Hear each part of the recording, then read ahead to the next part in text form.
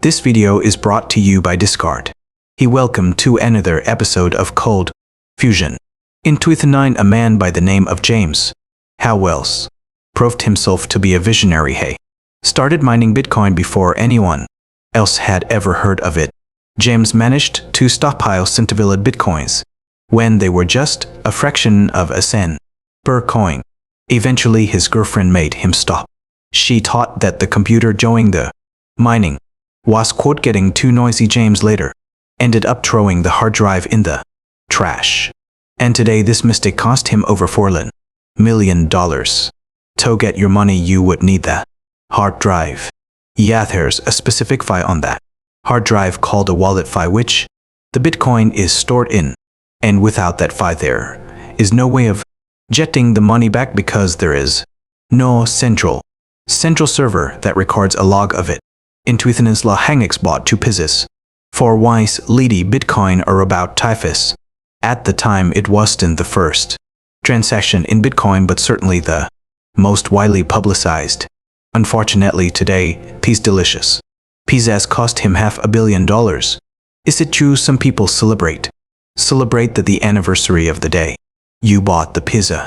Yeah, my twisted Bitcoin pizza day, so it's called Bitcoin pizza day. It is its stories like this that make Bitcoin such a fascinating phenomena. Its growth and adoption, at least over recent years, has been mind-blowing.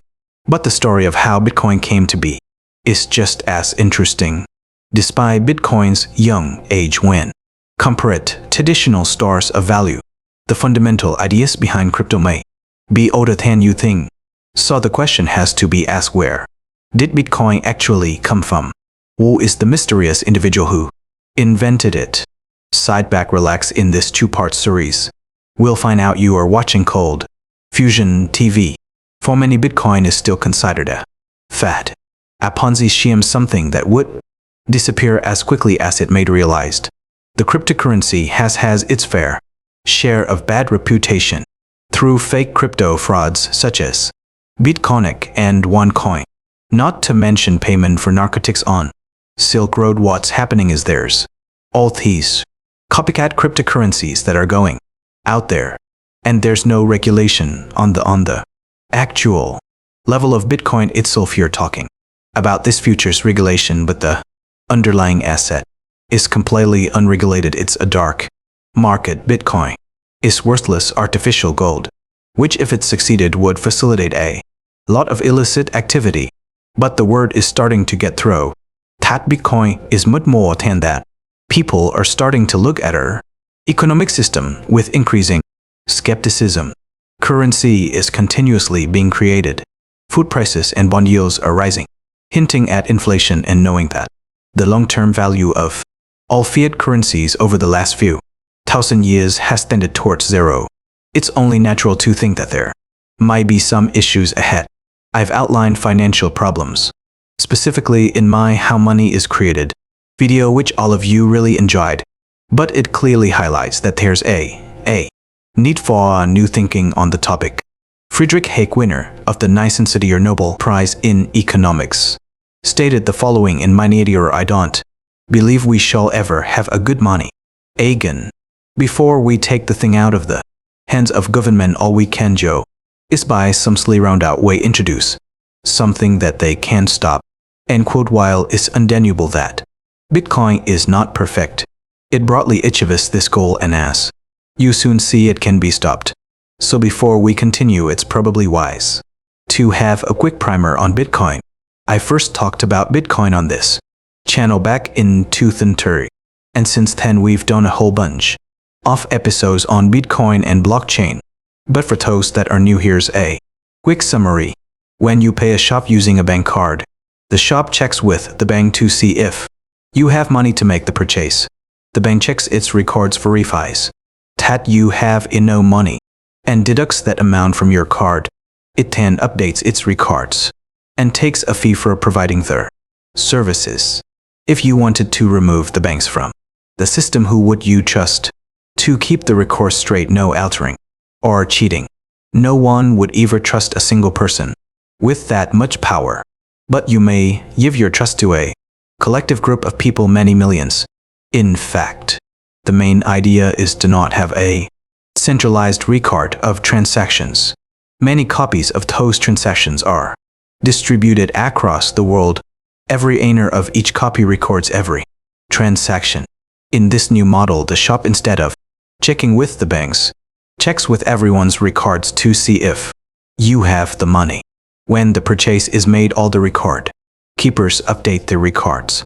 If an individual transaction record is fraudulent, it doesn't agree with the rest of the copies of the transaction records and just rejected. This large group of people checking record transactions aren't people at all, but a network of computers. There is no need for third parties such as banks because the decentralized network keeps itself in check. Amazingly, that means no bans, no server shutdowns, or blocking of payments because payments occur directly between people. Although transactions can be tracked, they cannot be stopped. So-called miners keep the network running by solving complex equations on their computers. These people mine Bitcoin in chunks, called blocks, that contain all of the recent transactions. Blocks are kind of like a page in a record-keeping book. The miners receive payment in Bitcoin for their effort, much like mining gold. Also, like gold, there's a finite supply of Bitcoin to stop it from being devalued. Much like we're currently seeing in fiat currency, there will only ever be 1 million Bitcoins, and the final Bitcoin will be mined in to force it. So what gives Bitcoin its value in reality? It's just worth what someone's willing to pay for it. So could the price drop to zero if confidence is lost? Yes, it's possible, but regardless, it is a pretty interesting idea. There is an argument to be made that the value of Bitcoin is actually the trust and utility of the Bitcoin network itself. What the price is for that value, no one is sure yet. So yeah, I think a really useful idea. A blockchain is just a type of database. It's a distributed ledger that in some use cases, like for a banking back office, is kind of like a database upgrade. So massive improvements in efficiency, but probably not that transformative or disruptive. When you take a blockchain, you make it public and decentralized, and then you add money to that. You add a cryptocurrency. Then you're looking at something that is that first use case, that offshore banking system that I think is fundamentally disruptive, and disruptive financially, economically, and even potentially politically.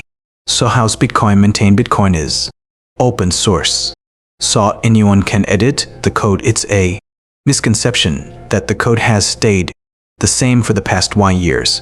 There is maintenance carried out to ensure smooth functioning. This is done through a Bitcoin Improvement Proposal, or BIP. A BIP is just a document that proposes code changes, but to stop someone from inserting some code that says if every Cold Fusion viewer 1,000 Bitcoin, there needs to be 95 consensus across the last two Linus miners. Basically, it's a digital voting system. On January 39, the first block of Bitcoin was mined. Within this very first block, a special message was written.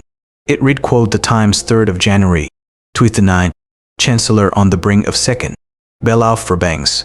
This gives us a clue to Bitcoin's purpose for existing. A response to a broken financial system." Just 9 days after the first block was mined, the first Bitcoin transaction is completed. It was between Bitcoin's creator Satoshi Nakamoto and another cryptographic enthusiast, Hal Finney. It was a healthy sum of wise Bitcoin, worthless at the time as there were no exchanges to determine a price. Satoshi Nakamoto would announce his invention of a new economic system on a cryptography mailing list on July 9. 29. Hal Finney would help Satoshi fix bugs and improve security in those early days. Music. While these steps mark Bitcoin's creation and the first instance of application, this is by no means the beginning of Bitcoin's story.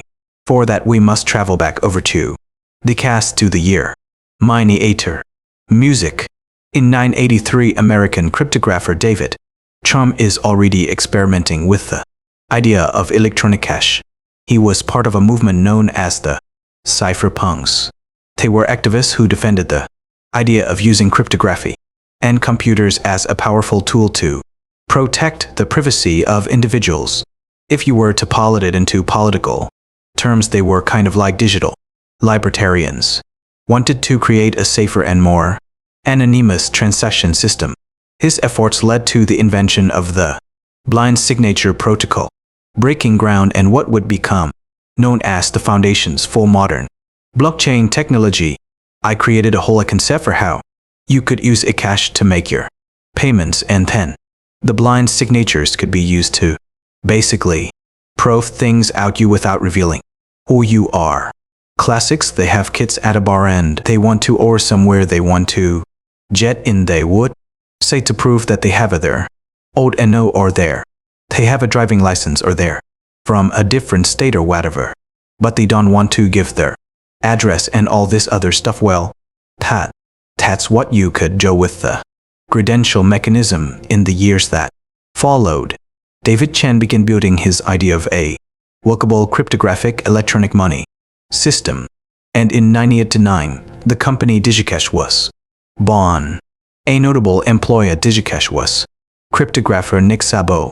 Nick would go on to be influential in the early crypto space, but more on him later. In 1999, DigiCash launched their eCash system, a product that enabled the safe and anonymous transfer of money over the internet. eCash was David's answer to what he considered to be the extremely unsafe practice of using credit cards online. According to insiders at the time, eCash was a technically perfect product that resolved many of the issues that came with credit card payments, such as security concerns and fees. Despite his good intentions, what David was doing was risky at the time because the US government sensed a threat. A number of my colleagues and friends had secrecy order placed on them by the United States government, which made it a federal crime to reveal what they were researching. But to apply that to cryptography seemed a bit out of range. The National Security Agency, which is our main cryptographic authority in the United States, for protecting secrets and breaking codes, they got a new director, and he started writing letters to all the scientific associations, telling them that they should not have conferences or even sessions at conferences that covered cryptography. I felt it was just too important, so I risked spending the rest of my life in jail to set cryptography free. Digital cryptography was so frowned upon that some early crypto enthusiasts had to smuggle code through shirts or tattoos. Much like Bitcoin, the eCash product began gaining incredible levels of attention from buyers. At the height of the hype, David Chom was contacted by none other than Bill Gates. Gates wanted to integrate eCash into every copy of Windows 9. It's rumored that he offered $1 million for the project. David Chom declined the offer and every other offer that came after that. According to ex-employees, David's stubbornness and paranoia made it hard for him to trust the intentions of those interested. He also assumed that there will be better offers around the corner. He wanted eCash to be perfect. He believed in the importance of his work. In 1996, he stated, quote, "The difference between a bad electronic cash system and a well-developed digital cash will determine whether we have a dictatorship or a real democracy." U2 infighting. David eventually lost control of DigiCash and the company fell into the hands of external investors. DigiCash began pitching their products to banks, several of whom were interested, but the vast majority of banks at the time were conservative and would rather stick to lucrative credit cards rather than an experimental product. By 1998, DigiCash was bankrupt, signaling the end of the very first wave of digital currency. Before we continue, here's a quick word from today's sponsor, Discord. Discord is a place where our Cold Fusion community can get together and chat. Setting up the server was really straightforward and only took a couple of minutes. I've added separate chat categories for technology, business, finance, medicine, and future video suggestions. I've decided to use this because over time I've noticed that I've received a lot of interesting emails from professionals in industry and just awesome people in general who tell me interesting stuff that's going on in the tech world. So I'm sure bringing all of you guys together will generate some interesting and great conversation. I've been meaning to create a Discord server for a while, so when Discord reached out to me, I thought it was perfect, so come over and have a chat. It's free and takes just 5 seconds to join. Check the link in the description to get started. Music. It seemed like the world was just not quite ready for electronic crypto money, but this did not stop progressive thinkers from seeing potential in the idea. After all, it wasn't the idea that was bad, it was just well ahead of its time and had the added issue of having no strong leadership in mining.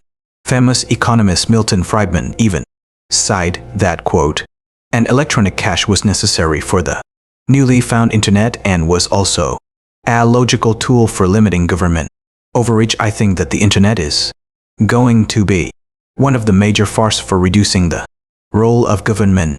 The one thing that's missing but that will soon be developed is a reliable e-cash, a method where on the internet you can transfer funds from A to B without a knowing B or B knowing A. He would go on to say that the monetary supply and monetary policy should be set by a computer where it could not be corrupted by humans. In the mid-1990s, the market exploded with companies that were based around cryptographic money. They were all riding the wave of attention that DigiCash had generated in -6. Even the NSA got in on the action. They published a paper titled, quote, How to Make a Mint the Cryptography of Anonymous Electronic Cash. They described their own fairly impressive version of a cryptocurrency, but it proposed the need for a centralized bank to keep tabs on transaction records, going directly against the heart of the movement. The movement did continue, and before long some intriguing ideas began popping up on message boards. Some of these ideas were very valuable to what would later become Bitcoin. B-Money, for example, was designed by University of Washington graduate Y. Dye, published in 1980. B-Money was designed as a way to enable online economies to exist entirely free from outside regulation. B-Money was ultimately theoretical and why popular. It never gained no traction to become a reality. Other ideas within the online community were less helpful. Jim Bell's assassination politics essay, for example, in the essay, he proposed an encrypted currency system to be used by disgruntled citizens unhappy with their political representatives. Money could be anonymously donated to a pool until the amount was high enough for someone to accept the bounty and assassinate a politician. It was a concept that eventually led to Bello doing some prison time. In all of this chaos, the idea that stands out most in hindsight is Bitcoin, proposed by ex-DigiCast employee Nick Szabo in 1998. Nick had the idea that instead of a digital currency being a token that represents fiat money, the digital currency itself could be a valuable commodity, and it would be awarded to miners for computing cryptographic equations. Sound familiar? Where Bitcoin differs from past atoms was the complete distancing from any reliance on banks. Nick Szabo explains, quote, I was trying to mimic as closely as possible in cyberspace the security and trust characteristics of gold, and chief among those is that it doesn't depend on a trusted central authority, end quote. If David Charms eCash was an early ancestor to Bitcoin, then Bitgold was the missing link, although it was an establishing building block for the future of cryptocurrencies. It was only theoretical and also flawed. For one, it had far less concern with privacy and also had some technical shortcomings when it came to mining. So along with B-Money, Bitgold was never widely adopted. So then, despite all of its exciting progress, the cryptographic money community fell relatively quiet for a decade. Then in August of 2008, the domain name Bitcoin. ARC was anonymously registered. In October, a paper titled Bitcoin, a peer-to-peer electronic cash system, was posted to a cryptography mailing list. Cygnus Satoshi Nakamoto. In this paper, Nakamoto presented to the world the fundamental outline for Bitcoin. As it stands, this paper started a cryptographic chain reaction that changed the course of financial history. Today, nation-states want to start their own digital currencies. The city of Miami wants citizens to be able to pay bills in Bitcoin, to be able to offer our employees to get a percentage of their salary in Bitcoin, allows our residents to pay for fees in Bitcoin, and also would allow for our taxes to be paid in Bitcoin. It also a request of the state legislature to make Bitcoin an acceptable currency for us to potentially invest in the future. PayPal, MasterCard, and Apple Pay are now in trading Bitcoin. Tesla has bought $1.5 billion worth of Bitcoin, and General Motors is contemplating putting Bitcoin on its balance sheet. Large financial institutions are now accepting exposure to Bitcoin. What separated Bitcoin from past attempts was the overcoming of the double spending problem. Unlike physical stores of value, digital money is simply data, and data can be replicated. And this allows the potential spending of a single coin multiple times. In the past, this issue was solved by involving a trusted third party to oversee transactions. In the case of eCash, that third party was banks. But to Nakamoto, that defeated the point. And much like Nick Szabo attempted with BitGold, the intention with Bitcoin was to create, quote, a system for electronic transactions without relying on trust. Bitcoin succeeded in overcoming the double spending problem by implementing an updated record of who owns what and at what time, as discussed earlier. This was the birth and implementation of the blockchain. With the double spending problem solved, the system was brought online and tested, and it worked by 2019. Bitcoin was up and running in July of 2019. It began trading at a value of error $8 and had risen to errors $8 by months.